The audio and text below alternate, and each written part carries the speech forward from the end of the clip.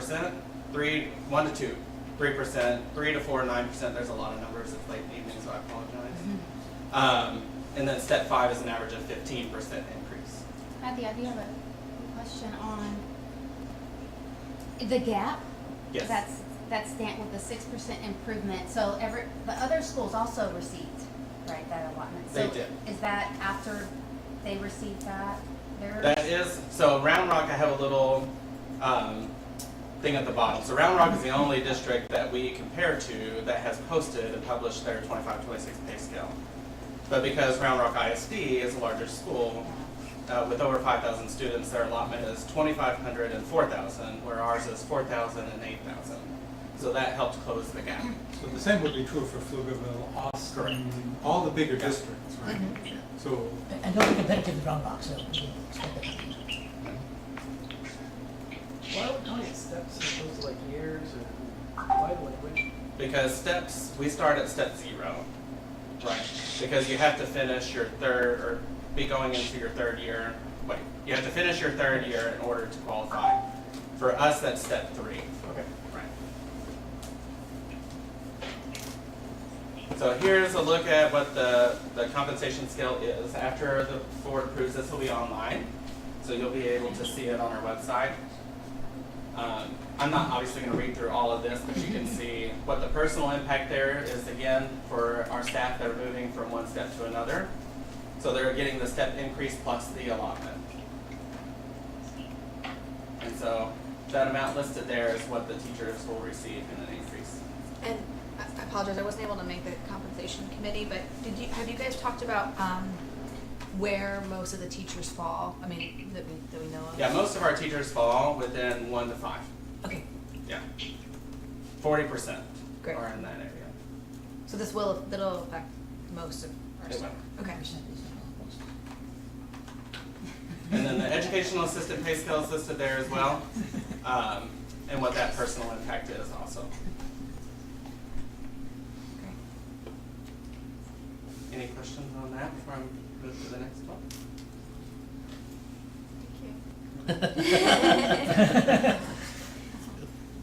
Okay. Also with this, we're going to be able to give staff a 2% increase. So last year, non-instructional staff, we just got a 1.5% increase. This year, we're able to do a 2% increase. And again, that's for eligible staff, and I do have that noted there. So staff who were promoted after March 1st or hired late, they don't qualify because we already factored that into their pay when we offered. And then the best one, expanded paid time off. So we have seen this on our staff feedback for several years. So we were able to have compensation committee agree to increase by 2 PTO days all across the board. So for teachers, that means they'll have 10 paid days, so 5 being state personal days and 5 being just regular personal days. So that's an increase from 8 that we've had in the past. Matthew, are they keeping the half days? Forget if it was 5 or 7 half days. The half days? Yes. They're keeping those. Yeah. I think that's my last slide. No.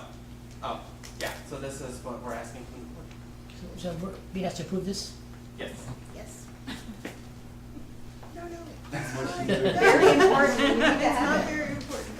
We're very proud of this. I'll motion to approve it. I'll second that. Okay, all in favor? Okay, motion passes unanimously. Signed. Thank you. Thanks. Thank you, Dan. Dan. Okay, so Have a good evening. You too. okay, so we'll go back to 5A, which is to discuss and vote on policy module 300. Students? Yes. So this is our last module. Compliments to the board who did a complete review this year of all of our policies, and this is the very last one. So just a summary, you have in your file the policy, and I just wanted to share, there wasn't anything tremendously significant other than a new law that was passed, but just to give you pre that, There were some typical changes, references from the ED to make it superintendent.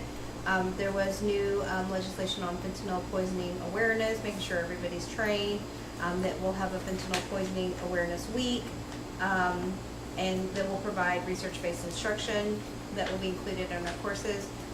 So some other ones where we just reviewed and tweaked minor things on bullying, block schedule to make sure the wording matched the schedule, making the principals the attendance officers, always reviewing lice, somehow like it's different than a cold, and so reviewing the lice policy.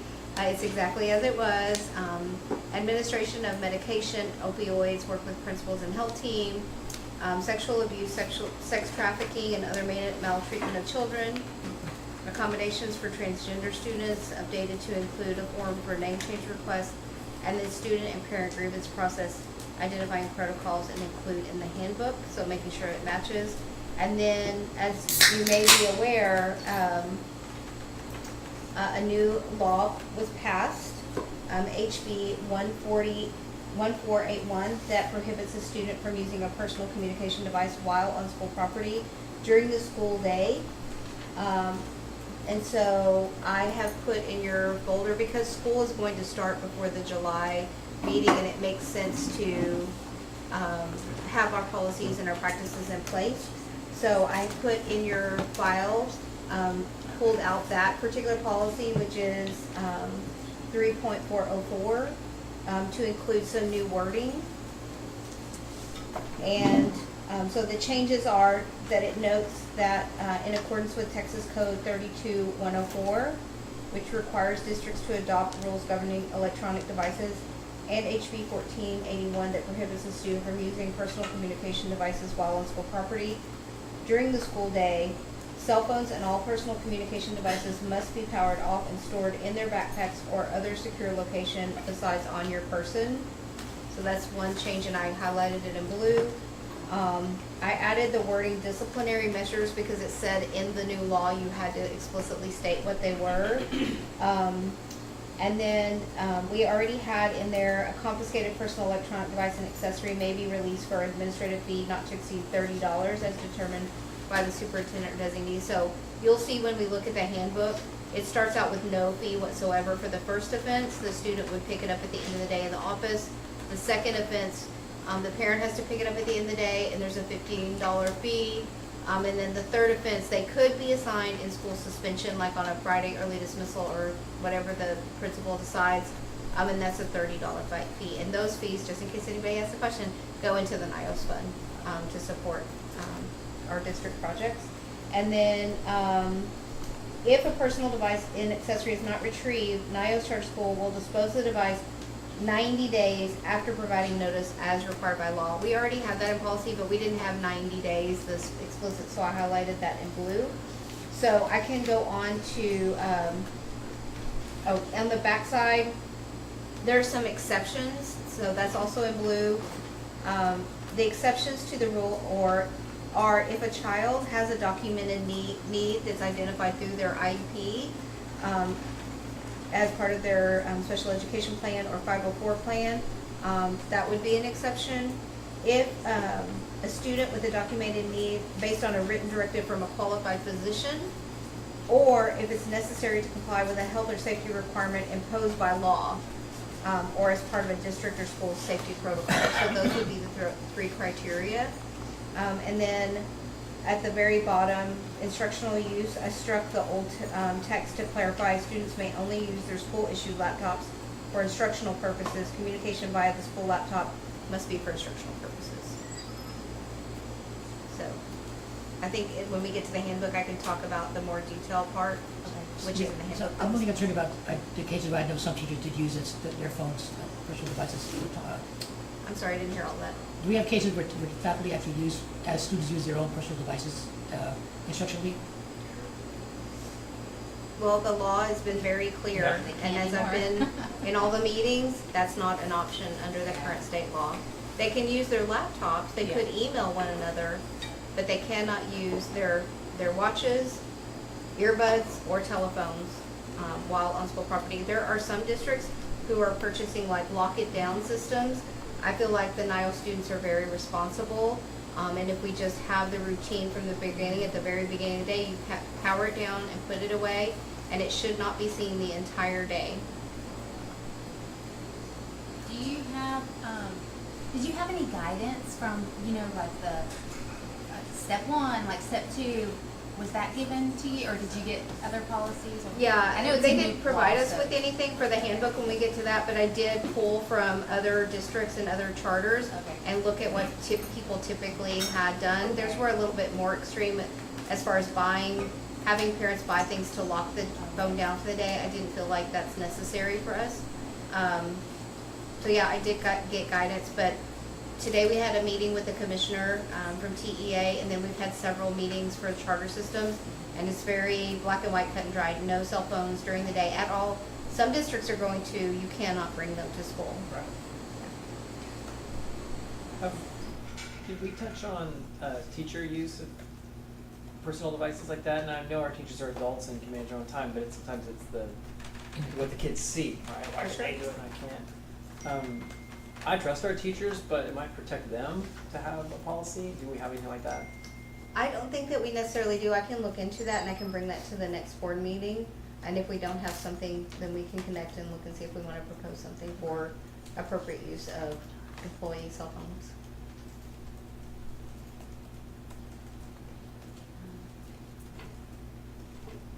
I feel like I had another question, but I can't remember. Any other questions about this policy? We're gonna talk about it again.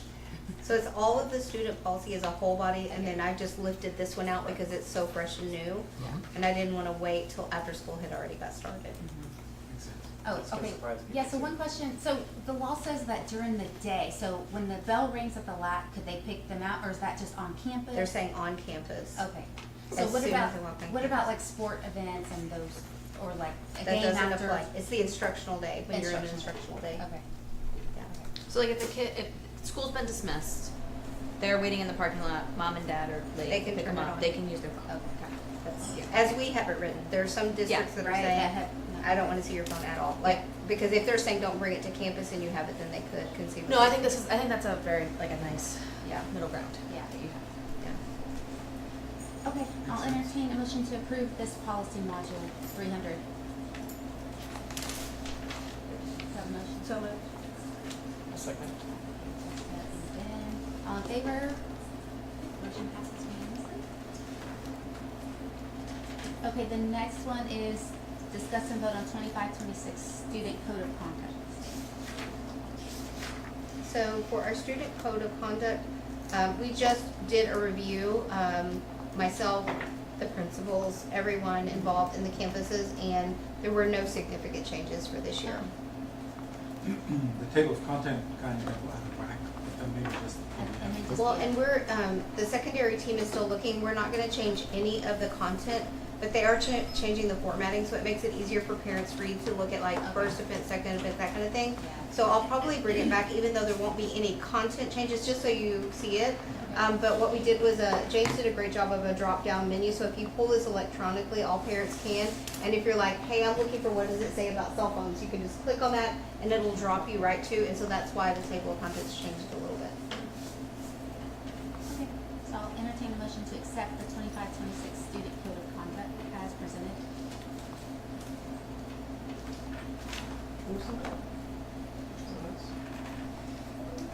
What, then? What was the question? Which one of us was on that? Student code of conduct, no one is assigned to that, that's not a policy, it's just a handbook. Well, I'll move to accept it. Then second. All in favor? Okay, passes unanimously. And then item 5C, discuss and vote on 25-26 student and parent handbook. Sure, so I wanna, pull out, and you have pulled out as well. As we know, our handbooks are derived from policy, and so then looking at, like Nina mentioned, other charter schools and other schools' policies in the area to give more details. I'm not gonna read every part of it unless you want me to go over it in detail. But at the top, it defines what are personal electronic devices and accessories, and so the areas in blue, just added that it includes a watch, any watch that has Wi-Fi or Bluetooth, the ability to communicate, if it's an old school one, you can wear a watch, or any other device capable of telecommunication. So that would be watches, your earbuds, things like that. And then it goes into personal electronic device usage during instructional time, and it gives very explicit information for families about when you enter the campus, power it down, put it away, or even better, before you even, walk onto campus. And being very clear about that they're not permitted. And then it goes down into detail about addressing the violations and what's going to happen. And you can see, as I mentioned before, like what's going to happen during the first offense,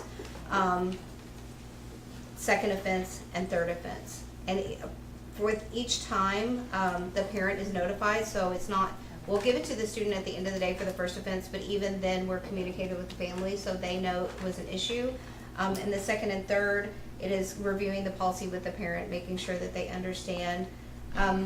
What I thought was the most important, I'm aware always I have an audience behind me of my great families and parents and staff, and I know that likely parents are thinking about, well, what about safety? What if something happens on campus? And so in the handbook on page 21, if it's voted on, it talks about emergencies, and that we lead our students through safety protocols for lockdowns or evacuations or any other kind of safety issues. Under a lockdown protocol, for example, students are expected to focus on the protocol to ensure their safety and safety of their classmates, which includes remaining silent and out of sight from doors or windows. We have multiple ways of immediately calling for help and contacting 911 in the event of an emergency. In an actual emergency, when first responders or NYOS safety and security determines it's safe and appropriate, students will use their phones. They will be permitted to let parents know that they are safe. And as a reminder, when the campus enters a serious safety protocol like a lockdown or evacuation, all parents are sent a message through the Parent Notification Center along with potential next steps. Other than that, in the handbook, let me flip to it. Dr. Rose, I do have another question about communication before school starts. If it will be for the parents that aren't listening and aren't at the school board. Right. So we have an FAQ already ready to go. We already had one that was posted about cell phones at NYOS for any parent, but we've got it updated, and so as soon as the board votes on it, then we'll put that out, and we can also send things out through Facebook and other means so that we're trying to get everyone's attention.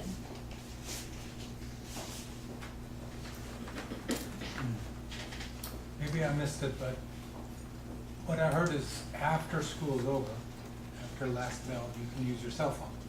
After the instructional day is over, after dismissal has ended, you can use your cell phone. So does that mean you can use it before the day begins? Like you're sitting in the classroom, teacher isn't No. there?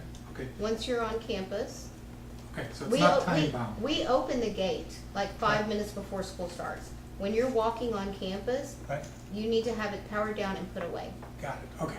And that's why I try to be, and I maybe even need to write even more things in, but it feels very like dun dun dun when you're writing every single detail, but just for clarity, and not that kids would ever break the rules, but not having wiggle room and being very clear. Well, that's why I was asking, Right. because again, you'd think if it's the end of the day, then it's the beginning of the day, but what you're saying is when they walk on campus. Well, I think a good guidance is when students are with us, they're under our care, right? Right. So once dismissal ends, we are assuming that all children have been picked up, and at that point, you're able to use your cell phone. The same for the morning. Once you walk on campus, once the gates are opening and we're doing drop off, Right. then it should be powered down and put away. So, again, maybe I'm slow here. I just heard after dismissal ends, that means you're walking out of class, you cannot use your phone until the last kid is picked up. Yeah. You can't use it in the parking lot. Once the instructional day is over, and that's when dismissal is finished. Okay. Now. So if they're here at 7:30 a.m., long before, or I think we open at 7 a.m., 7:15. sorry, right? Mhm. And they're waiting outside, they still can't use their cell They can use it unless that we've started receiving students, yes. Okay. Do I think there's gonna be somebody out there looking to try and catch somebody at 7:15 or 7:30? No, No, but again, I was just trying to figure out. Right, for sure. What is the, the guideline.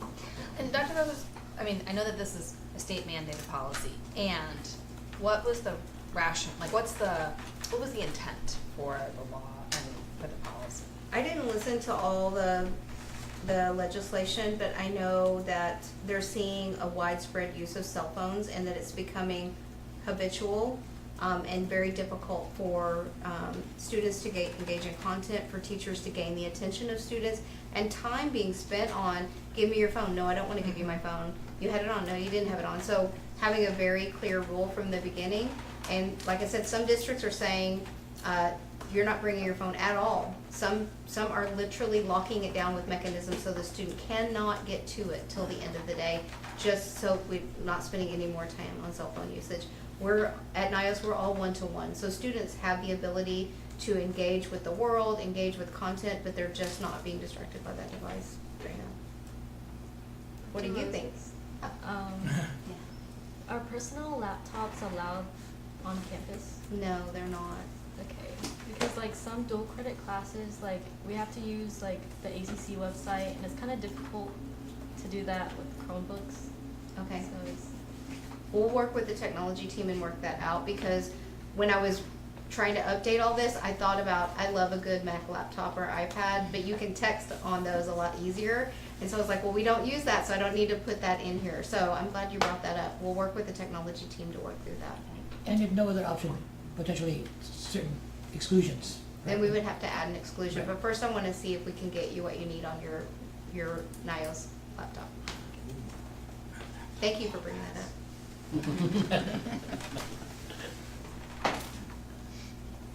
Dr. Rose, did you have more about the parent handbook?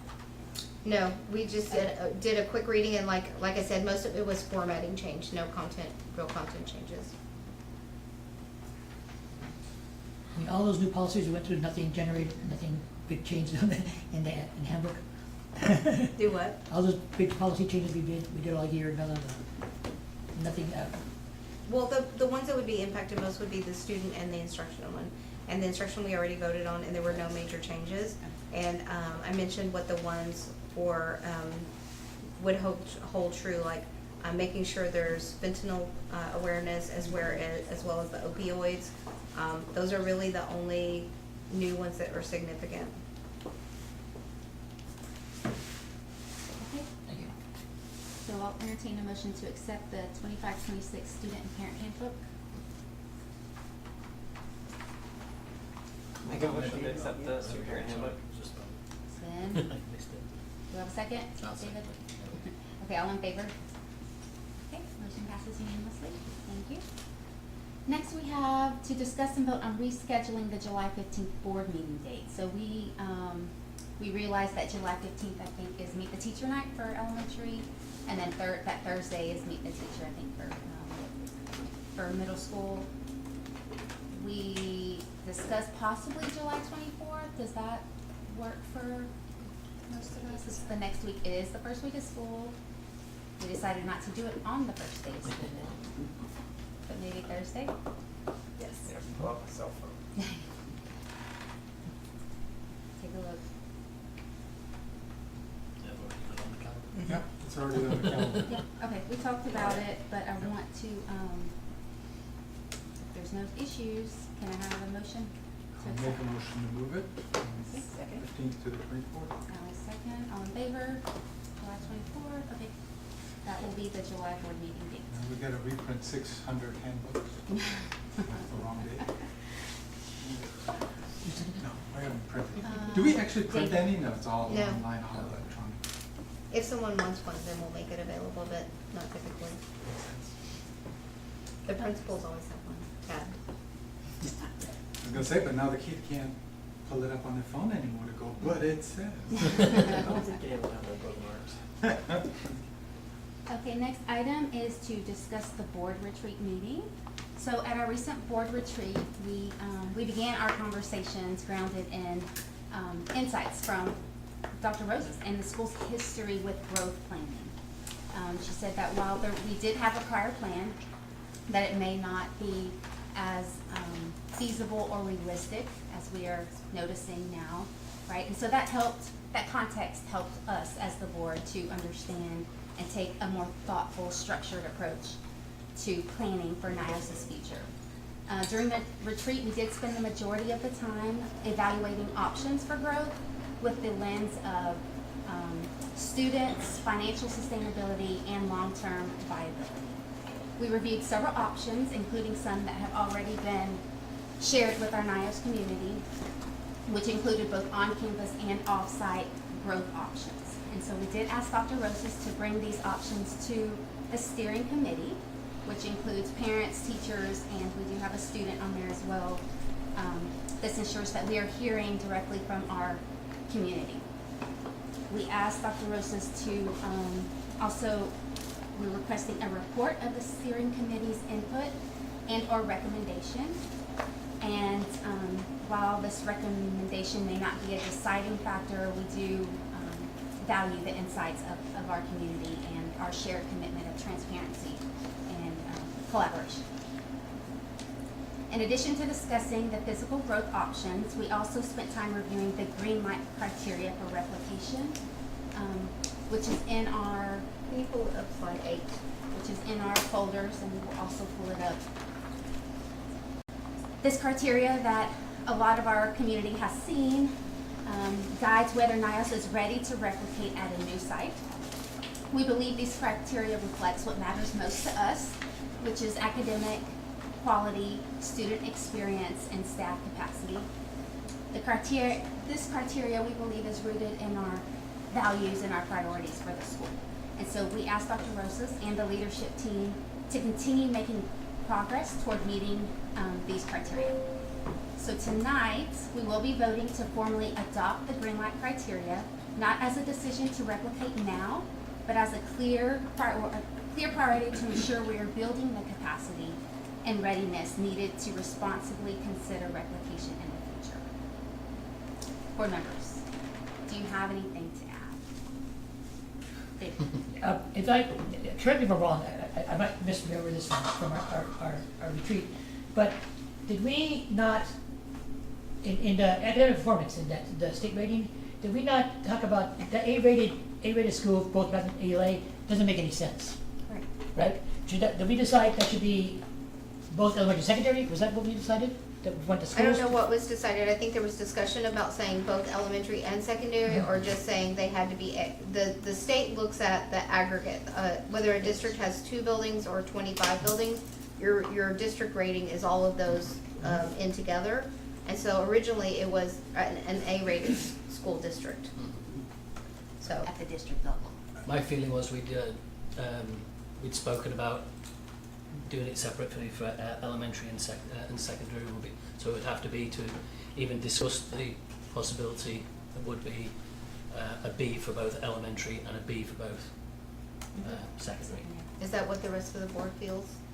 I think we should keep the flexibility because I- in the I- end, it's just right? That doesn't mean we have to do it. It just means those are the criteria.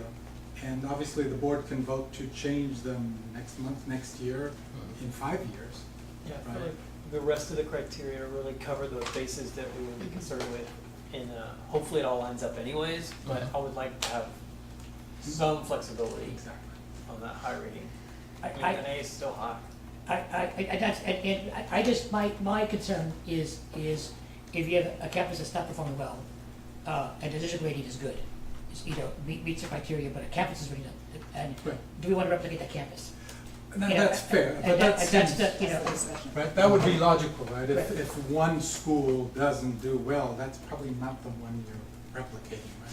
But if elementary isn't performing as well, but there's demand for high school, and high school is performing well, then maybe you'll just do that, right? That's why I'm using my school as opposed to the district, or, maybe, but either 2 schools are B or better than this district will be B or better, but, So again, the more flexible it is, right? Obviously, we're not gonna willy-nilly just No. do, I don't even think you could get to an A if you have a C. Like, so Well, it that depends on can't- how big you get and how long we keep this, right? So it's like if you, I'm just naming, I'm not, today you couldn't, but like, at some point, you could have a C-rated campus and 50 A-rated campuses, and you'd be A-rated. What I wouldn't want is for some future board, I can say that because I heard the discussion last week, but like a future board saying, well, we don't have the elementary school right now, but we really want to replicate so bad, we got the high school score, go on high school, or go on secondary. And I I would not like that to be something that incentivizes something that wasn't the original plan or causes an adjustment. Just I guess what's missing from this, right, is that the conversations that we had around, you know, the initially thinking long-term, right, that you're not gonna build from the high school up, you're gonna start build it Right. from K up, right, and so that would think it was the, you know, I'm not sure if, and it's not, again, it's not, you know, on here and it's not specified, but that, you know, starting with the high school would not be, I think, likely, you know, that we, Not likely. Would you feel more comfortable as a board if it said in each one of those columns under, state rating, A, and underneath that with no campus rated a C? yeah, that's fine. Yeah. Oh, But I don't think. But then again, you couldn't start an elementary somewhere if the high school's not doing well, which doesn't make sense to me. But again, it's academic because the next board can just change it anyway. No, So no, why would I don't think it's academic, I think it's important that you convey the intent? well, yeah, Sure. and we're responsive to our community who's, you know, been vocal about this, right? And making sure that if we're gonna move forward on something like this, that it's well, you know, foundation and what, you know, and so, and that's one of them, right, is that it's gotta be you know, worth academically replicating. So then would you want to just? Everybody's on board, the community's on board, we're all go. The secondary is a 95 and elementary is an 89. And everyone's stuck. But that's why I would like to go with the whole district score, just because we won't get caught up in we won't trap ourselves in. I guess my flaw isn't with the A, with the A, my flaw is with the B. Mhm. You know, it's the yellow criteria that for me is Yes. is the issue. I think I agree with I agree with that. So you're meaning if all campuses are a B and one campus is a C, and that's the campus, the grade levels you're considering replicating, that bothers you? Right, right. So, maybe we, this is all, you know, if this were set up, really, if it was set up to be district rating, you know, as they are, with no campus less than a C, right, or C or less, right? Then that's, you know, but again, that might be limiting more than what you were thinking of. Or maybe we had some smoothing and it's like 2 years in a row, no one's had a C or something along those lines. I mean, I think 3 years would be going a little too far, but like 2 years where everybody's been, you know, kind of flat at an A level or a real high B level, that would be okay.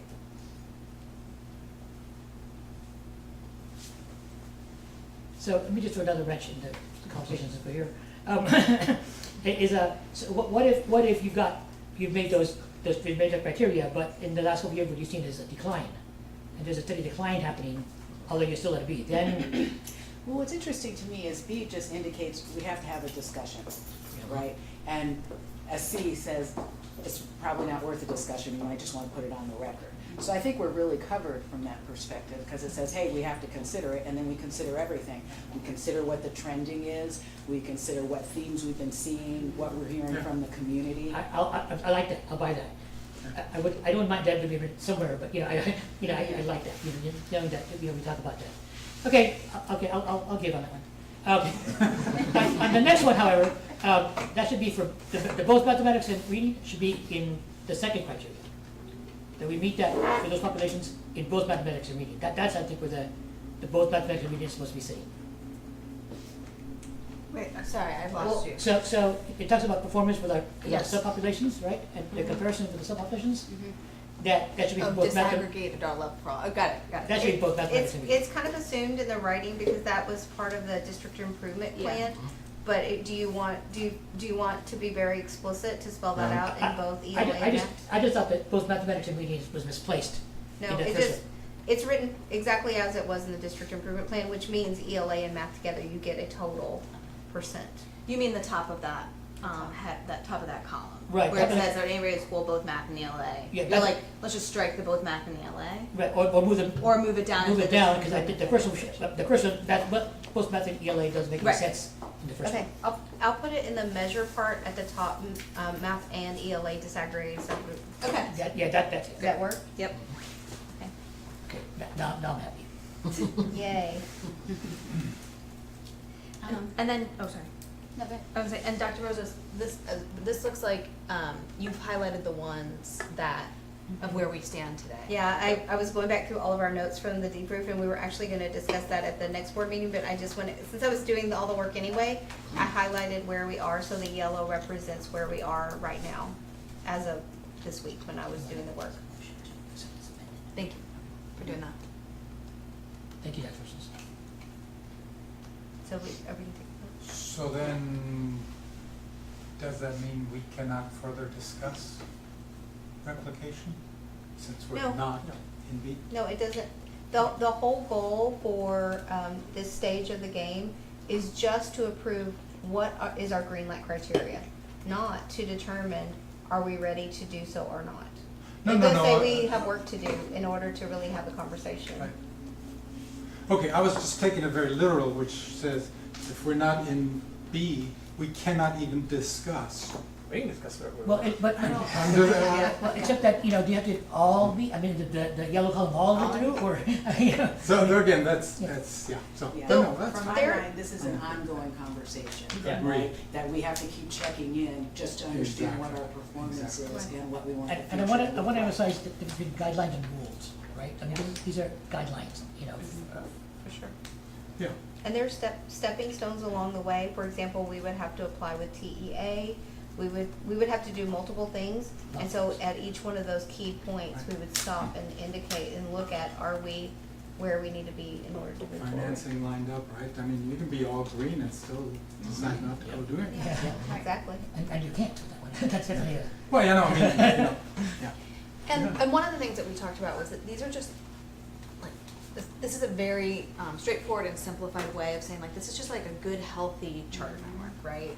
And so the reason why I feel comfortable with this part of it, it's like these are all things that we should be working towards anyways, whether or not, yes, yeah. no matter what, Yeah. right?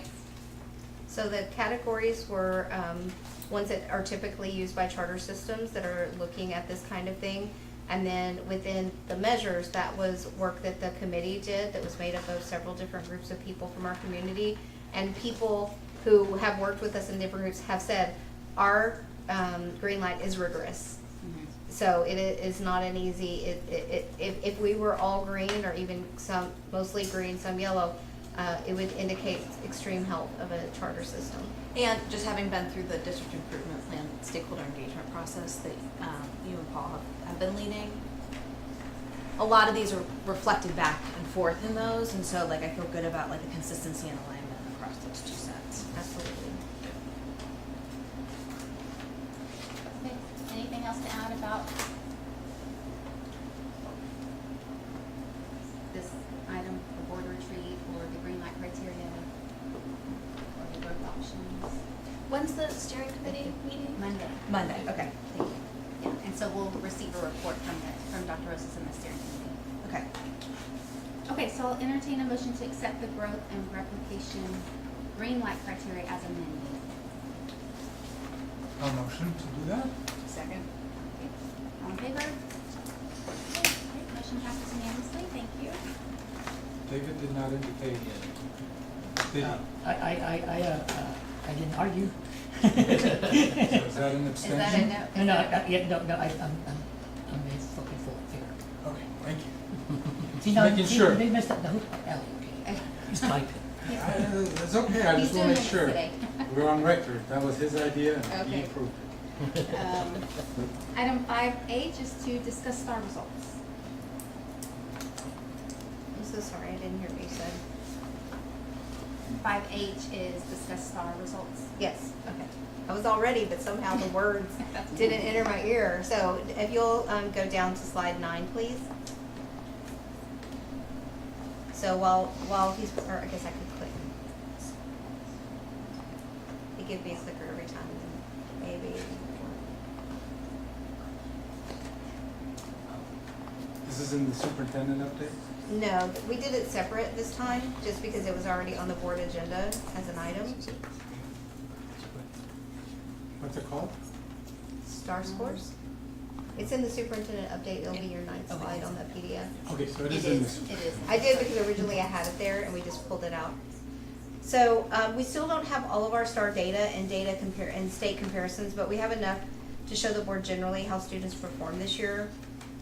While we all recognize that STAR is important for accountability, it's not the only thing we look at NYOS, and that our results on STAR tell a similar story to other performance indicators. I worked with Paul on the debrief, and I also met with the principals to do kind of get that lived experience as well, not just the numbers, for what I share with you tonight. Paul is on his well-deserved summer vacation, so he's not with us tonight, but he'll be at the next board meeting. So, we're going to start with third grade mathematics. Our students outperformed the state average across all categories. NYOS holds high standards, and while we saw a dip in performance from last year, we're confident in our team's ability to accelerate progress moving forward. We had 3 new teachers, self-contained, and 1 was new to the profession. 1 had 2 years experience, and 1 had a gap in their years of teaching. In 4th grade, we did see increases in meets and above and masters, as well as outperforming the state. We had a long-term sub in math all year, and another teacher on FMLA for a significant amount of time as well. 5th grade, our student outperformed the state average across all categories. NYOS holds high standards, as I said, and while we saw a dip, we already have been making plans about how we'll address not only year to year, but our cohorts of students that may have some gaps. Overall, we had a new curriculum this year. The previous curriculum, which was STEM Scopes, was not rigorous enough. We're now using Zern, so this last year was our first year. Some of our teachers struggled a bit as they tried to kind of personalize the scope and sequence, and what we learned is that it didn't give us the best results. We really need to stick with the scope and sequence as it was written, and so we'll follow that with fidelity in 25-26. So if we go to the next slide, we're going to look at reading language arts. In 3rd grade, we went up across the board. They did something different this year, which was approaching the short and extended constructed responses differently, and it paid off. And we want to see this approach, of course, extend to all grade levels. Once we find something that works, we want to do a lot of it. The ELA was very strong. In 4th grade, unfortunately, we did not see the same gains. The student master level did rise, and we did outperform the state. We had 1 new teacher, and the rest of the team were in their 2nd year. They are on their way. 5th grade, we went down in the performance categories, but outperformed the state. We had 2 consistent teachers in 5th, but movement in other spots. And the same thing can be said about looking at the curriculum that we're using and making sure that it's meeting the needs of our students. So now going into high school, EOC. There were not a lot of surprises in the Algebra 1 scores. We knew that was going to be a challenging grade level. Last year, 23-24, we had high turnover in 8th grade and had the lowest scores ever. So we already knew we were starting the year with a lot of needs. We poured tons of interventions into Algebra 1, but it was just not enough. We'll have to monitor geometry closely as it will impact our CCMR. So again, already plans in place to make sure that we're clear about what the instruction needs to look like, both Tier 1, which is the instruction that you're giving to the entire class, as well as being really tight around our interventions for our students and checking informally and formally to make sure it's giving us the results. In biology, we had new teachers and we saw some gains and stayed above the state average. In English 1, we made gains across the board and performed above the state average. We had one veteran teacher and 1 new teacher in English 1. English 2, the scores were a bit of a surprise. We didn't do well except for masters. We only had 1 teacher teaching that course, and there was a drop across the board in the English 2 scores for the state. So there are 2 areas where the state is noticing a dip, and that's one of them. U.S. history, 1 teacher teaches this course last year. The teacher had 100% of their students pass. This year, 2 students did not meet, and so that's the scores you're seeing. In the state comparison, we did well. And just to kind of repeat, overall, there's an opportunity to hire, grow, and retain all of our staff, especially those hard to fill spaces like math, science, and special ed positions. We have to ensure strong, consistent, data-informed Tier 1, which is that instruction you're giving to the entire class, as well as interventions in class. So once the teacher stops teaching or the kids stop doing the main lesson and they're doing independent practice, making sure that interventions are happening. And then we also have tech time and win time, which is an intervention period, an entire period dedicated to intervention. We need to bolster our professional learning community, which is our team planning, our MTSS, which is multi-tiered systems of support, times that we're talking about those students where we're not getting traction, what can we do, as well as we want to increase student ownership and engagement in the instruction. Lastly, I want to talk about science and social studies. In fifth grade science, we dropped significantly and fell slightly even below the state. Similar to fifth grade math and reading, we had the loss of 2 teachers along with several new to the profession educators. It had a significant impact since all teachers are responsible for teaching science. We're looking at new curriculum to increase the rigor and determine whether challenges stem from instructional fidelity or curriculum effectiveness. In 8th grade, we performed much better than last year and better than the state. 8th grade social studies is the 2nd grade level. I said there were 2 that the state were looking at. There was a dip statewide, and for us, we fell far below in almost all performance categories, but met the state average. The state is now looking at and communicating about dips across the system. NYOS is better than the state, and we should be far better than the state. We traditionally have always been. So to say, well, we did better than the state is really not a good enough measure. I'm not happy with the scores. I know that you guys are not happy with the scores. I don't think this represents our students.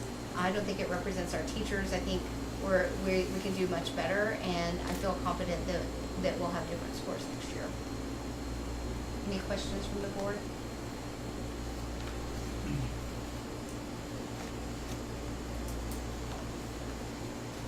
Okay. Again, going back to the question you asked, a way of communicating this with our community, I guess we got. With our community? Yeah. So we typically have a night where we go over the scores, and then each individual parent is going to receive their student scores as well.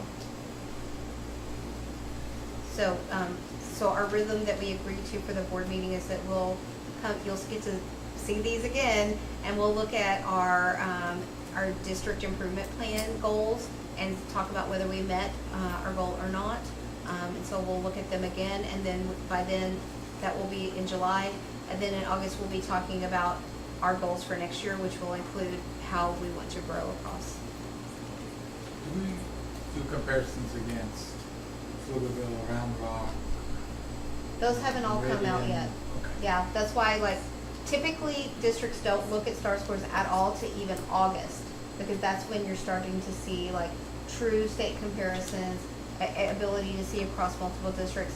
Today on the commissioner's call, we got a glance at some state comparisons, but we didn't even have district comparisons yet. But we do when we can. Yeah, we can look at them for sure. All I know for sure is that dip in social studies and the one dip in, I think it was math, that was already been published. So we know that was an area that across the board we should expect districts to not do well. Just out of curiosity, how do we know when we're just kind of managing the classroom, how we're doing incrementally? That's such a great question. We have, in EduSpeak, we have formal assessments, things like district, the state puts out a snapshot where you can take a portion of the test, like what you should have taught up until that point. So those are called formal assessments, and then we have other formal assessments tied to map testing and other things like that. Those are done by an outside, but internally we also have formative assessments, which means, for example, if I'm a teacher and I just finished a unit on multiplication, I can give a test, or I can do what they call an exit ticket, where as you're finishing up your work, you do this one problem, and I can see, are my students, and then as they get in their professional learning communities, the team has agreed, and so they're looking and saying, how did your kids do? How did your kids do? What do we need to do? We have an instructional coach, an elementary and secondary, and we have interventionists, and so they're always looking at the formal and informal data. Yeah. Any other questions? Okay, let's move on to item 5J, which is to discuss board advocacy. Do you want to sit? No, no. So I can pull it up. And Robert, run into that presentation, please. So, at board advocacy update. So, as you know, we're at the end, finally, and all this work. And Nina and I have been working all year with the Fraternal Association to bring to you the advocacy information and updates. So let's see how we conclude for the year here, okay? And so, as you remember, we've said it a bajillion times, that these funding priorities for TEPSA. In particular, the facilities funding, the TRS differential, and the priority carding and reduction of red tape components. As those panned out, the only one we won was the facilities funding. But it's good. It actually turned out to be really good, and you'll see in a second why. We're sorry about the TRS one. That really sort of is for us in particular would have been really beneficial to have that to pass. But we'll get them next time. But this is what how things went, and I can tell you where they fell apart, right? HB2 was signed the facilities funding piece, and all the school funding pieces in that same legislation. The TRS one made it out of committee. Amendments failed on second reading, so it kind of died. It failed, and it's on the amendments that it failed, is the case there. The same was true for the targeting and priority bills. Out of public ed, it was an actual vote. Senate never got it calendared, and so it just kind of died there. So that's what those ended up. But we should not be sad, because the truth is that talking about facilities funding, and these, I'm going to give you some numbers. The numbers are all just estimates. Okay, they're just estimates. But currently, the facilities funding is capped at $60 million, which means that as more schools open and more students enter the schools, that a pot of money got contributed against more people, and so it decreased every year along the way. It was coming out to us at about $157 per ADA, which was approximately $250,000 is what we got for facilities funding. The new law has got us at no cap, which means that as the population grows, the allocation will grow. It's been raised to about $373 per ADA, and that's going to represent to us about $680,000 in facilities funding. And so that's a nice, significant big bump. But wait, there's more. There's more. The committees, the CHCH HB2, right, is a committee substitute House Bill 2 version of the funding. So this ended up giving us several all the allocation information is there, all new funding is there. So the basic allotment went up to us by ADA. That is the amount of money we get per ADA for kids flat, right? For each flat rate for our ADA goes up from $61.60 to $62.15, and which represents for us about $650,000. So it's going to be roughly about that much. But these are rough estimates. Okay, don't take any pictures. Okay, these are rough estimates. Too late. We also have our safety money. It's going to grow up. It looks like it's going to go from about $6,000 to $104,000. Where's Kurt? He just stepped away. Oh, she's busy. And he already So about $104,000 for safety. The Texas retention allotment, that's the money that is helping us to fund our salaries right as we need them to be, closer to what we need them to be, not what we need them to be, closer to what we need them to be. That's going to... You clicked away. Oh, sorry. That is going to give us about $620,000 to help just for salaries, just for our teacher salaries. Okay, roughly just that much money for us. For us, the support staff retention allotment. This is what's funding some of the funding for all the other for the support staff along the way. That's going to raise about $72,000. Not a lot, not as much as we would like, but it does help us kind of move to that 2% point for everyone. The ABC, this is the allotment for basic costs, is a new funding for us. It is for recurring costs, for regular recurring costs of operations, like utilities and things like that that's come out of our general budget in the past. Now we're getting money for this, about $190,000 we come to us for that, about that much. That increase in basic allotment means that everything that is based on, all the allocations is based on basic allotment, right? Our CT student counts, the CCMR, Comp Ed, Special Ed, right? All these programmatic differentials that we get, that based on student basic allotment means all those go up. Right? So we'll see an increase kind of, this is going to be a good year for us, okay? It's going to help a lot along the way. So we should be pleased with the way things worked out for us at the legislative level in lots of ways. It's perfectly okay to say thank you. If you want to thank people, thank your state legislators, thank your state senators, thank TEPSA. TEPSA was very, very instrumental in helping a lot of this go through and making sure that we were not lost in the weeds through all of this. So feel free to say thank you to people. Write your legislators, as senators, let them know thank you very much. And that's it. Thank you. Hey, David, will you go back one to that bigger slide? What's notable here, like when we're talking to our legislators, is that basic allotment, of course, that's like the free money. You can spend that on whatever you want, bouncy balls, hula hoops, whatever. But all of the rest of these, where you see those big numbers, that's the strings attached, right? And it shows here that when you're talking to this legislature, they don't want to give away the free money, but it's not that they're unwilling to give away money. So you've got that big bump in safety allotment, you've got the retention allotment, and so Michelle, as you're coming up with your team on ideas where you need money for, we can go talk to our legislators, and if we ask for specific things, looks like they'll send it down the pipeline. But you hear a lot in the news and a lot in the media about we want the basic allotment, but this legislature is very reluctant to cut the blank check or the free money. They want it to go to teachers.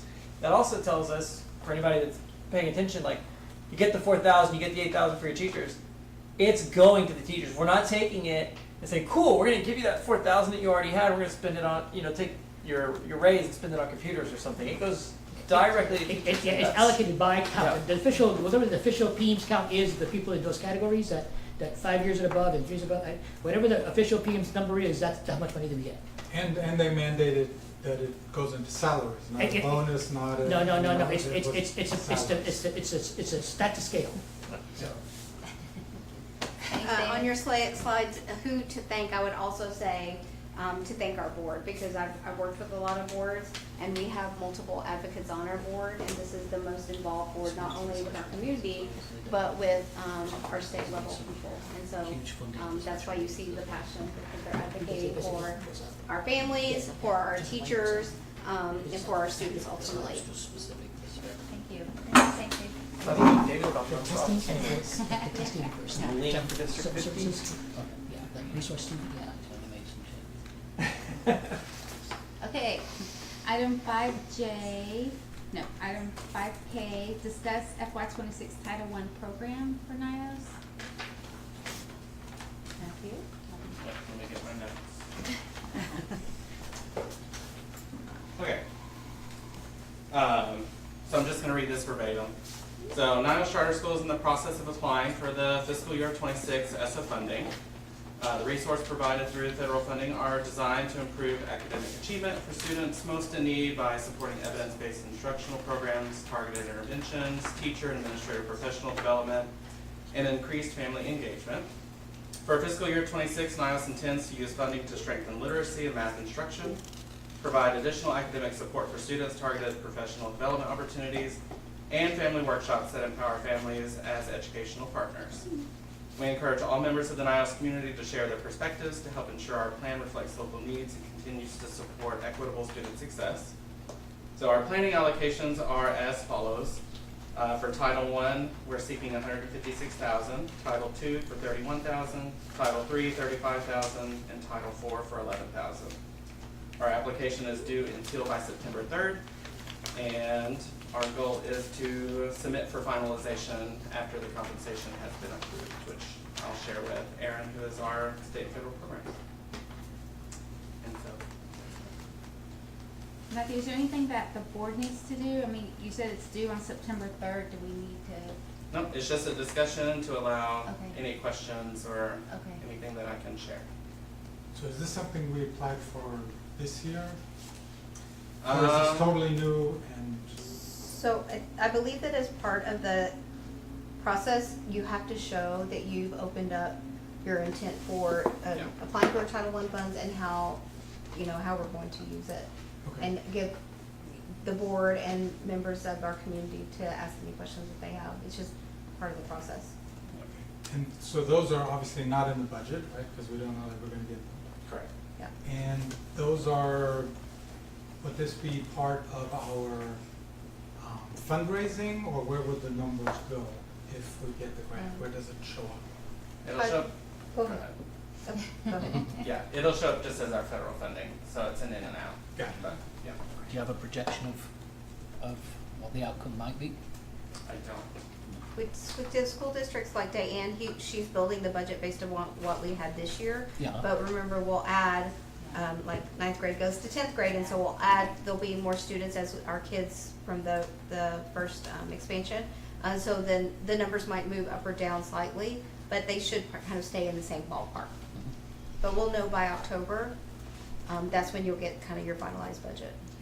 Matt, do you guys have there been any changes in requirements for the title funds with the new administration?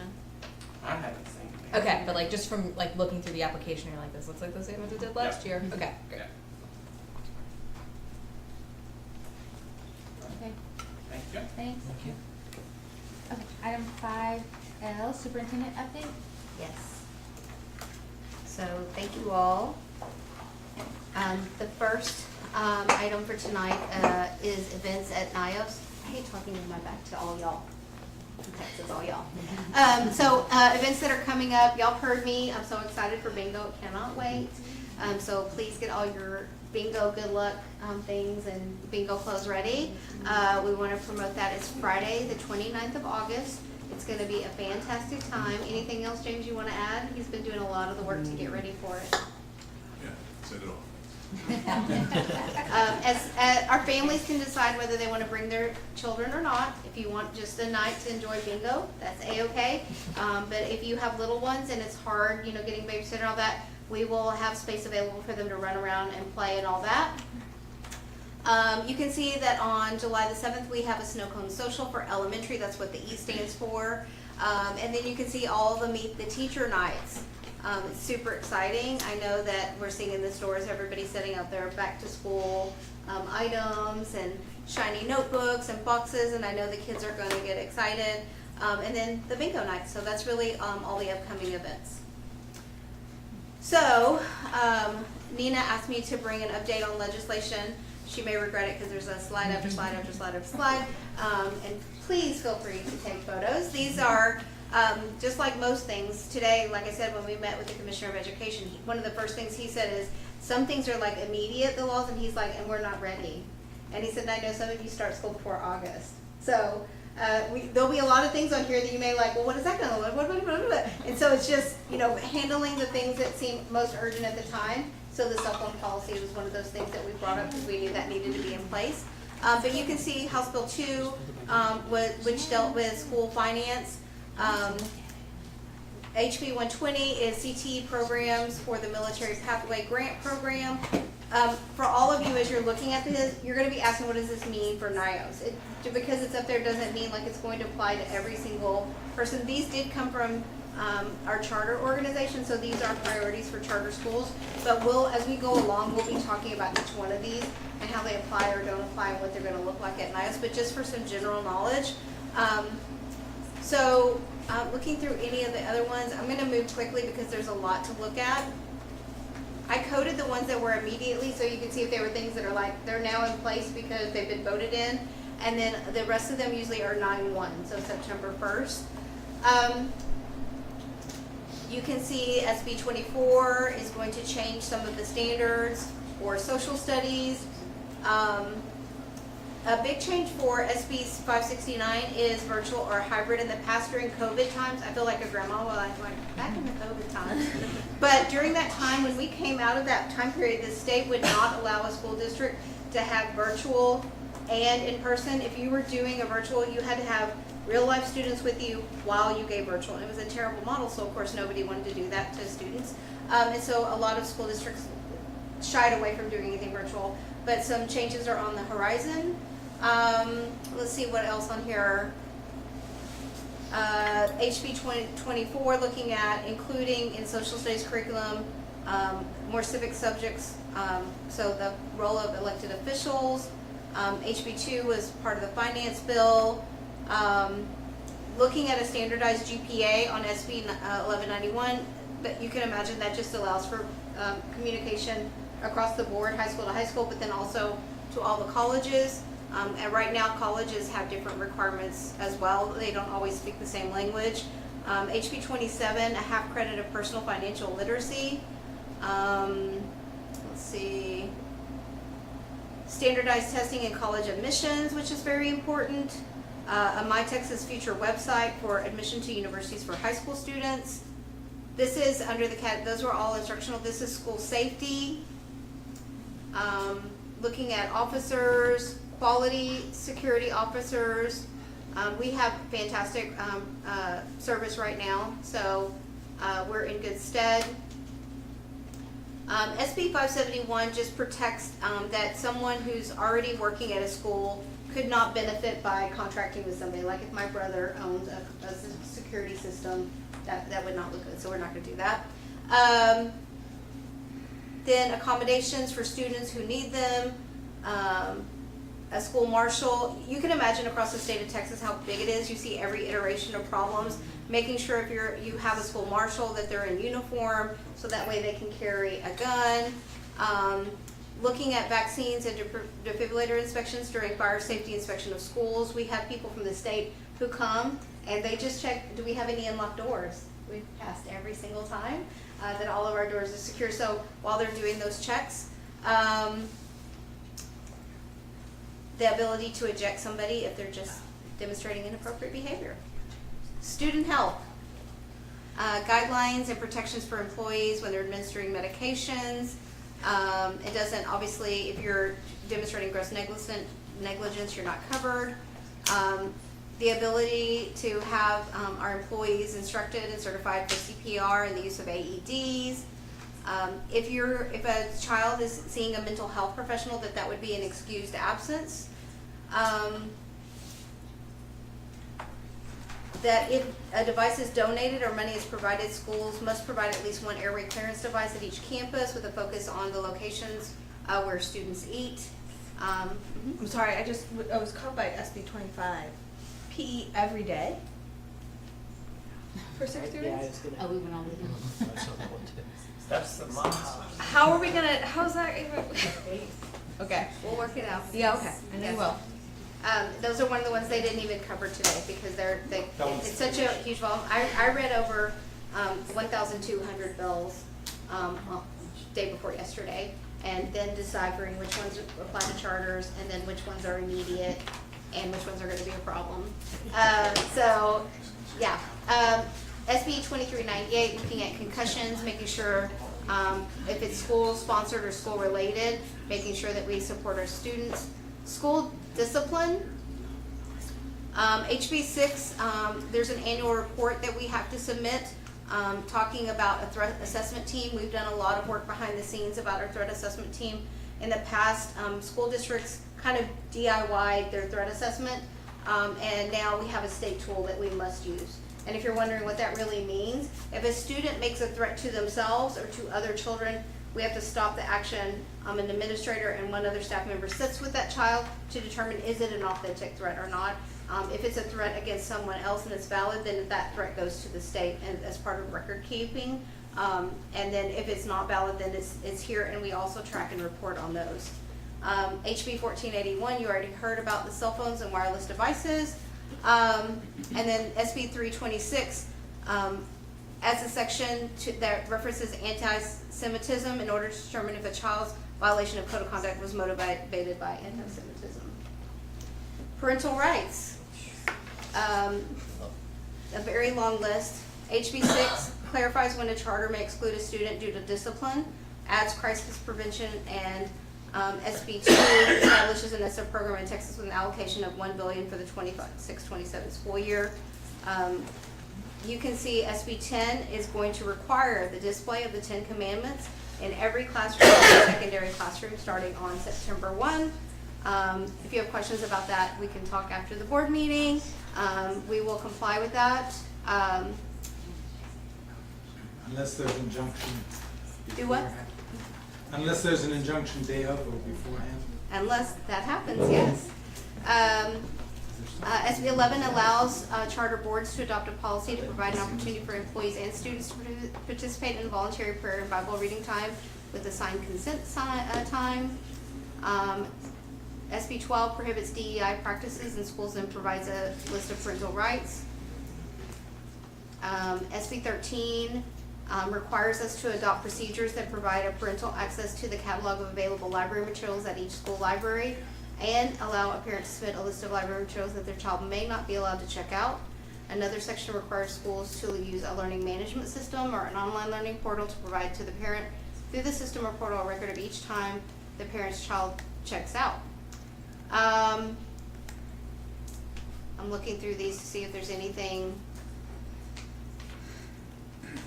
So SB 401 for people who are into sports Non-enrolled students, it allows them to participate in league activities, but changes this from an opt-in or opt-out where the school board would have to vote to deny players. SB 2226, if there's a child who is part of a child safety placement, it's to establish residency for purposes of admission into public schools. Sometimes it can be a real challenge for children who are in temporary placement to have a great school, and so they want to make sure that they're able to get where they need to be. If SB 1049 excuses absences, if a parent requests for them to attend a religious course 1 to 5 hours a week. HB 2495 amends the current law when you're looking at the rights of a child or a parent in the sole management of conservator. If there's a divorce, and like who is supposed to be in care of the child. And then lastly, 2557 allows the board to adopt a policy to establish a person's age. Imagine if you're in the military and you've traveled all over the world, determining what grade level that child should be in. Okay, teachers. SB 965 allows a public school employee to engage in religious speech or prayer while on duty. HB 1178 creates a temporary educator certificate for educators certified by other states, which is great. 3126 allows small school districts that previously opted out of the uniform group coverage program for active school employees to rejoin the program before the 5-year waiting period. Okay, governance and reporting. These are HB 210. It prohibits a vendor from bidding on any contract for a related party transaction with a board member. So again, if Nina had a sister and she was going to be a cleaning service, that would not be something that we would engage in. SB 1173 raises the local government competition procurement threshold from 50,000 to 100,000. SB 413 requires that the minutes of a regular or special meeting of the board reflect each member's vote on any item. You noticed earlier they were giving David a hard time about which way he voted. And by the board members, and the board shall post on the district's internet website the minutes and any resolution adopted not later than the 7th day after the day of the meeting. That starts on 9/11, and previously it was within 72 hours, so they just changed the wording. SB 991 talks specifically about chronically absent students. And if you're wondering what makes you chronically, more than 10% of the days so far in school. So if we've been in school 10 days, every one day, right? 10%. And so looking at how we support kids, we want to make sure that we have a plan in place. We have to engage our truant officers and make sure that we do everything possible, make a plan to make sure that we get them in school. HB 1522 changes the open meeting law, posting to require 3 business days instead of 72 hours, like I said earlier. All right, any questions about the laws before I go on to the next business? There's a lot of laws, and that wasn't even the whole list. Just the ones we thought you would care about. Okay, so I wanted to share some new hires to our staff. Matthew's going to speak on a couple, and I'll speak on one. Yeah, so our secondary admin team, as well as Leanna, Michelle, and myself met with Dr. Natalie Blessingame, or Dr. B. And she has agreed to come in and help kind of steer the ship while we are in search for a secondary principal. So be on the lookout for a bio from her. But just a quick thing, so she has over 30 years of experience serving in pre-K through 12. Impressive background in leadership. She served as a bilingual teacher, assistant principal, and district leader in traditional and in charter schools. So we're very excited to have her on our team. And then I would like to welcome back Scott Elder, who was a secondary teacher of ours, and he spent a year working on his principal certification, and he has accepted the position of high school assistant principal at NYOS. That's great. And then we have a couple of staff promotions that happened recently that we want to call out. So Andrew Wynn and his pandas has accepted the assistant principal of CCR for secondary. Leslie Mannequin, she is going to be our HR manager next year. and then I'm not going to speak about myself. I'm going to speak about you. I'm very, very excited to share that Matthew is going to be our Chief of Operations and Human Resources. He is beloved by all in our system. You can't name his name to anyone, parent, child, that everybody knows him, and he's always helpful to everyone, and we're very excited. Matthew has over 6 years of dedicated service in roles ranging from HR generalist to chief of HR, and we're excited for him to bring all of his talents and skills outside of just human resources to operations. And I want to say, this is the great thing about NYOS. Dr. Blassingame is amazing. If you have a high school student and you're at all nervous about high school, I can tell you that we asked her to join us the other day. She's already been here once and has had, today we had a meeting with her to look at any positions that were open. So she's already hit the ground running. She's a ball of energy and love and excitement. She'll likely hug you the very first time she meets you. And overwhelmingly, the secondary assistant principals just connected with her, and they were so excited to have her join us. And we're very determined to have a fantastic long-term high school principal, but we want to take our time and make sure we're not in a rush and we pick a great candidate. And the same I can say for Matthew. He already always has his fingers in every single thing that's going on. You can't have a problem that he cannot fix. I had a flat tire the other day, and before one of our operations guy could get out there, he was out there with the air compressor and got me where I could go to Discount Tire. So Matthew's already begun work on making sure that we solidify our systems and that we make it easy to do business with NYOS, and we are going to make our mark this year in all ways possible. So I'm so excited for Matthew.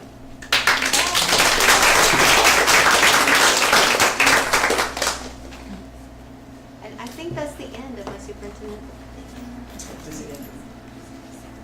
One more slide, no? I see another slide, but I don't know if that's now. Oh, there is one more, you're right. It didn't click on my, there we go. So, James can speak to this if you'd like, or I can. Sure. Our enrollment plan. Yeah, good afternoon, everyone. So on the far left, you see how we finished last school year. We ended up at 1,763 students enrolled on the last day of school. Our target for that year was 1,802. And then on the right side at the top, that's the total number of returning students that we have coming back for both elementary and secondary. So a total of 1,548 students out of a possible 1,592. So that 1,592, you can see the difference between 1,763 where we ended and the 1,592. So there's a lot of families that, well, you take out the seniors, and then we had a lot of families that decided to go to other places. But we ended up having 1,592 families that we're working to get back. And so right now we have 1,548 families that have completed their registration and will be returning. So 97% of those. So that means with the delta we have to make up with our new students. So we have 62, well actually that's 233 out of 289 new students that we're working right now. So we're about 81% with that. So if school were to start tomorrow, we'd have 1,782 students down at the bottom left corner. Out of 1,881 is our target for this next school year. What I think where we're going to end up is about 1,845, given our wait list for some grades, given our retention, which is right around 86% right now. We're working towards that goal. We're going to continue to fill these seats as we go. We're tracking everything very closely. We're tracking what we may anticipate being our no-show rate, how many students are going to be returning and coming in late. So, you know, we're still working hard to get those numbers filled. And the challenges that we run across, you know, we just try to overcome them the best way we can with all the events that we have going on, with recruiting events. Like tomorrow, we have an event for our 9th and 10th graders. We're looking forward to them coming out. They're asking to bring some friends of theirs that are in the same grade. So we're going to try to find ways to get our families that don't know much about NYOS, introduce them to NYOS, and hopefully get some more students. And then finally, we do have in Schoolnet, which is a platform that we use for applications and manage the wait list. We found that we have well over 3,000 families that have accounts but never finished their application. So small but mighty team are making a lot of phone calls. We've done an email and phone call campaign to all those families, specifically our 10th graders, 9th graders, that we want to fill those seats where we're not having a wait list, and we're getting some progress with those families as well. So we're gonna keep working towards getting that number. Thank you. Yeah, thanks for your work on that. Yeah. Thank you. You have some? No, I was just going to say, I can tell that it's kind of night and day from a few years ago when there wasn't this strategic approach before Yeah. school started, and since you've come on board, James, I've noticed see that sort of how mindful the team is about tracking this and getting and attracting families. So I appreciate your work. Thank you.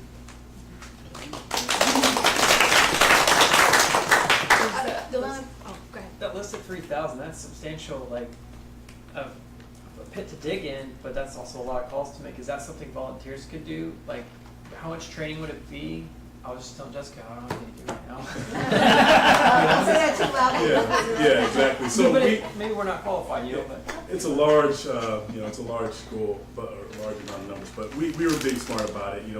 The challenge is really our 9th, 10th graders right now. So we're just looking at that. When you dwindle that down, it's about 300 families out of that list. So They most can of knock those out our, next week. yeah, most of our families. I'm sorry. They can knock those out next week. Yeah, and we've already engaged with them. We're getting responses back from them already. We did use, because we want to work smarter, not harder. We did use, we did use a call center earlier this year. You may have received phone calls because part of this process with getting those families, it's a lot of phone calls. It's a lot of engagement, getting our returning families to complete those forms. So we used a call center to do that. It was very, very economical. Didn't cost much. They're really professional. I threw my name on the list so I could do some quality control when they called me, and I pretended I gave them as much as I could, make it as difficult as I could for them. And they did really well with their response to make sure that they supported me to help me get my new student, my son. But yeah, so I really appreciate it. But right now I think we're okay. We got a good handle on the numbers, and we're getting some feedback. But I will definitely take you up on an offer. Are you noticing any themes on why people are not completing their applications? It's interesting. We're really only down to just about 40-something families, right? But really, what we're finding, unfortunately, is they're shopping around a little bit. Yeah.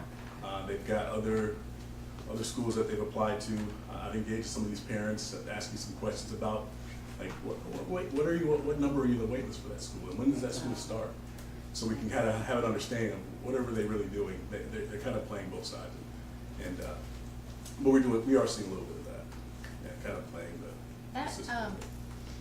When our students leave, I don't know if you do any kind of exit we interviews, do. but I'm thinking about the education savings account. Mhm. Have you heard of any of our students leaving for that reason? No, not specifically, Okay. but we do an exit survey. The challenge is our families don't, they can just leave. It's open enrollment public Right. school. But what we have is a process, right? Yeah. We ask them to do 3 things. One is let us know specifically, document that you want your student to leave, so we have something documented. 2, there may be some cafe balances that they need to pay for, and things like that. And then finally is, please complete this exit survey. So we have something documented. We're tracking that, trying to find the trends of why our families are leaving. It wasn't here before, but we're looking at that. And on the flip side, all those new families that are coming, we're also asking them why they're coming. Yeah. Oh, right. So on both ends, we're seeing, kind of creating that story about why people are coming and why they may be leaving, so we can address that as well. Yeah, thank you. Any other questions? Well, I just wanted to say just as from a parent perspective, the engagement that we're seeing during the summer too is really helpful. I know that the elementary school, Dr. Preston's making sure that there's events for the kids to do and come back and keep connected to campus. I think that's really helpful. Amazing. Okay.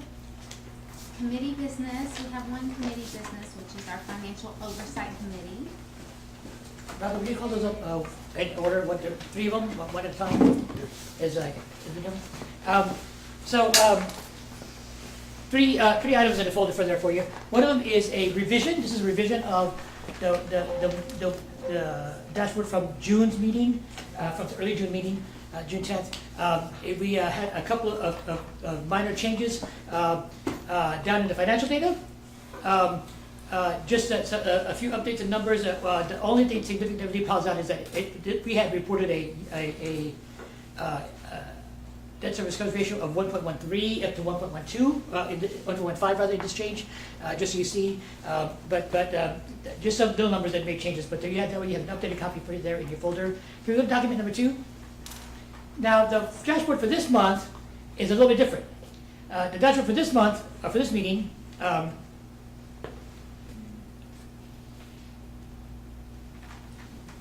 that's not it. Best place. number 2. No, Oh, I'm sorry, yeah, number 2. yeah.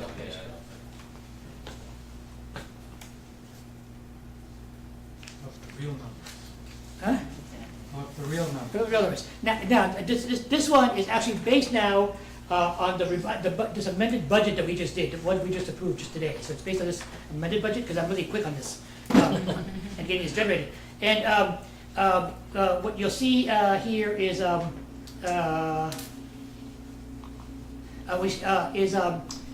couple things that don't look as good as they did in the June 10th meeting.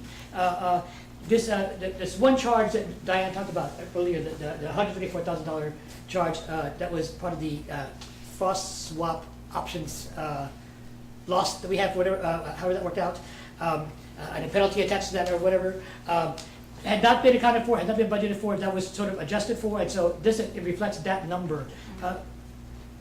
Rob, would you roll this? Can I see the whole table there? Yeah, thank you. So, so what you'll see here now is this loss right here for the month is huge. It's because of that was a big contributor to that, along with a lot of charges that were taken in May that had not happened before.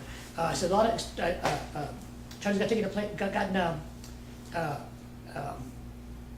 it says there in your notes, right? There was a depreciation adjustment that was made in May.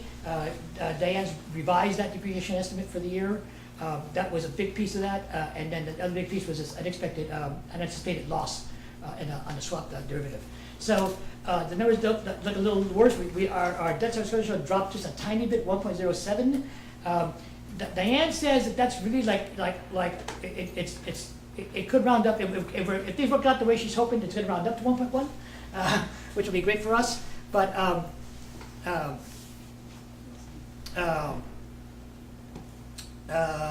what else? But I guess that's it. I mean, that's, you can take a look at that. That's all in order now, kind of up to date. And then here's look number 3. The last thing I did for you is you do this every month, and then you don't know what the numbers are month to month, right, along the way. But I do have for you guys in this folder here also a cumulative year-to-date tracker, right? So you can see month to month, along the way for each of these numbers, both the student data and the financial data. You can see good. That's a good. For example, in our equity. You can see the equity any given month and with the change that was in for the month along the way, and then the running total for that. So you can see how that kind of accumulates along the way. So and you'll see again that 473 right here for this is the same as 473 down here, right, for the statement activities. All those numbers match up as they should match up, and that way you can kind of see, just track kind of what's happening all year. And so all those numbers are the most current that we have. We have one more month to fill in here in June. You should get that in your July meeting. Hopefully that'll come in your July meeting. That number gets updated along the way. It should all be by July meeting. It should be closed out. The month should be closed out for June, and then you'll be and ready to start for the next year, the next fiscal year. So you can close it this year, start next fiscal year, and there you go. David, can you scroll down to the debt service coverage ratio on this cumulative one? Yeah. Rob, would you scroll up just a little bit? Oh, sorry. I just, this just really caught my eye, and I just wanted to say that the FOC and Michelle and everybody, you've done such an amazing job on this year. A year ago when I came in, I was like, oh God, what have we gotten into? And just the way that you all have turned it around is really impressive. Well, thank you. I wish we could take credit. We can't. But Michelle and the DSS team really have been we've just been on them about it, but they're doing the work about it. So. But yeah, that's an important. That's a good. If you want a good indicator, good, that's what to look at, and we want that. And even though maybe we hit that 1.1, you really want that to be as high as possible. You want to push that to 1.5, 2.0, I mean, as high as you can push that. Because now that's that much additional money you have for the coppers, right, when you do that, so. Okay, all right, thank you, Thank you thanks, very thanks. Thank you. Thanks for asking what you're giving me. Sure. Okay, so the school board will now meet in executive session in accordance with Texas Government Code Section 551.074, which permits the board to deliberate in closed session the appointment, employment, evaluation, reassignment duties, discipline, and dismissal of public officers and school employees. The purpose of this executive session is to conduct the superintendent's annual performance evaluation and Texas Government Code Section 551.071, which permits the board to conduct a private consultation with its legal counsel. We will discuss and vote on the superintendent's annual evaluation in open session. So we're going to executive session at 7:46 p.m. I would say bring your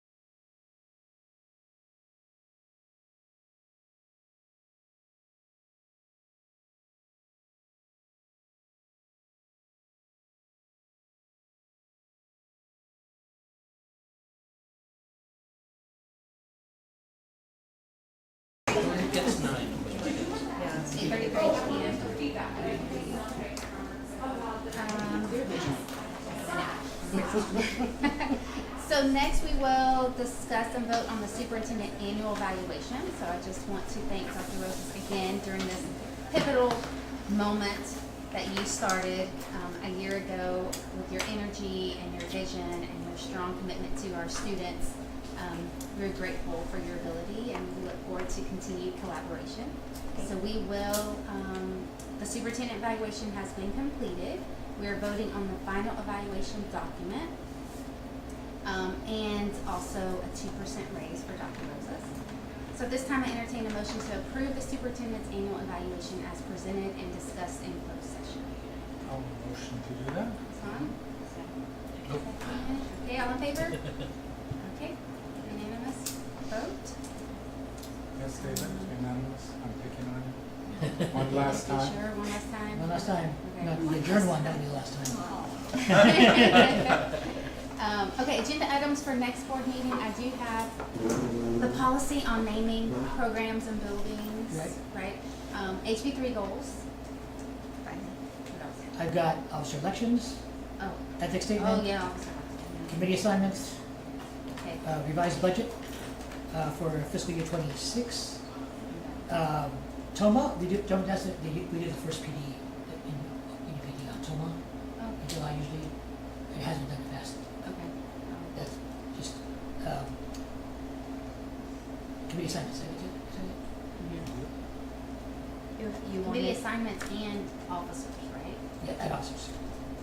and you wanted to talk about whether we met the 24-25 DIP goals, and we could do an initial look at the DIP goals for the following year, because I think they should be ready. Oh, they'll both be ready? That means, sorry. Uh-huh. How we perform, and Yes. then And then the next year. The next year's. And do you want that as part of AOC or as superintendent? It could be either, which do you Either's prefer? fine, I don't think we're meeting before that. Probably not, it's a busy time. Yeah, so if you want, we can We could do, talk, yeah. Committee's informed you, right? No, Where's that but form? she's talking about the current AOC. um, Anything else we can think of right now? Okay, I'll entertain a motion to adjourn. So moved. Okay, second? I'll go for second. David and David, all in favor? Okay, unanimous Yay. vote, thank you. Thank you, Dr. Miller. Okay, we are adjourned at 8:35. Thank you. Thank you, David. Thanks. Thank you. I think this is the first time you've been second to It is. It actually is the first time ever. Really? Yes. Oh, really? Oh. That's so funny. Your last first year. and your last.